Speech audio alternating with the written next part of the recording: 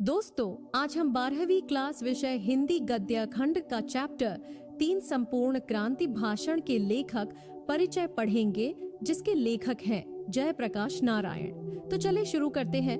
जयप्रकाश नारायण का जन्म 11 अक्टूबर 1902 में हुआ था और निधन 8 अक्टूबर 1979 में हुआ था। इनका जन्म स्थान सिताब दियारा गांव, यह उत्तर प्रदेश के बलिया और बिहार के सारण जिले में फैला है। जयप्रकाश को बचपन में बाउल के नाम से पुकारा जाता था। बड़े होने पर जेपी नाम से प्रसिद्ध थे। अपने जन पक्षधरता के लिए लोक नायक के रूप में प्रसिद्ध थे। इनके माता का नाम फुलरानी और पिता का नाम हरसुदयाल था। जयप्रकाश के पत्नी का नाम प्रभावती देवी, जो प्रसिद्ध गांधीवादी ब्रजकिशोर प्रसाद की पुत्री थी। इनकी आरंभिक शिक्षा घर पर ही हुई। फिर पटना कॉलेजिएट पटना में दाखिल हुए और यही बिहार में हिंदी की वर्तमान स्थिति विषय पर लेख के लिए सर्वोच्च पुरस्कार प्राप्त किया। इसके बाद पटना कॉलेज, पटना में प्रवेश और असहयोग आंदोलन के दौरान शिक्षा अधूरी छोड़ी। 1922 में शिक्षा प्राप्ति के लिए अमेरिका गए। वहां कैलिफोर्निया, बर्कले, विस्किंसन मैडिसन आदि कई विश्वविद्यालयों में अध्ययन किए। मार्क्सवाद और समाजवाद की शिक्षा यही ग्रहण की। मां की अस्वस्थता के कारण पीएचडी न कर सके और देश लौट आए। जयप्रकाश का राजनीतिक जीवन 1929 में कांग्रेस में शामिल हुए।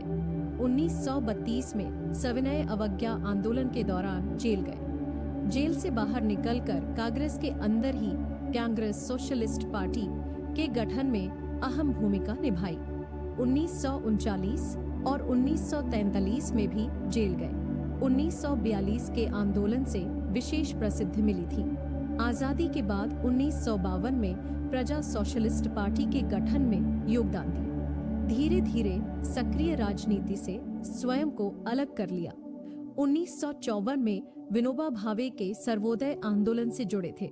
1974 में छात्र आंदोलन का नेतृत्व किया और आपातकाल के दौरान जेल गए। इनके मार्गदर्शन में ही जनता पार्टी का गठन हुआ।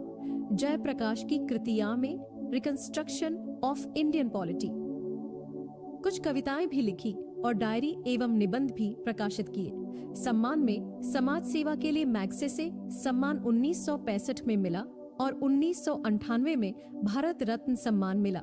जयप्रकाश नारायण 20वीं शती में भारत के एक प्रमुख समाजवादी विचारक, क्रांतिदर्शी नेता, समर्पित समाजकर्मी तथा विद्रोही स्वाधीनता सेनानी थे।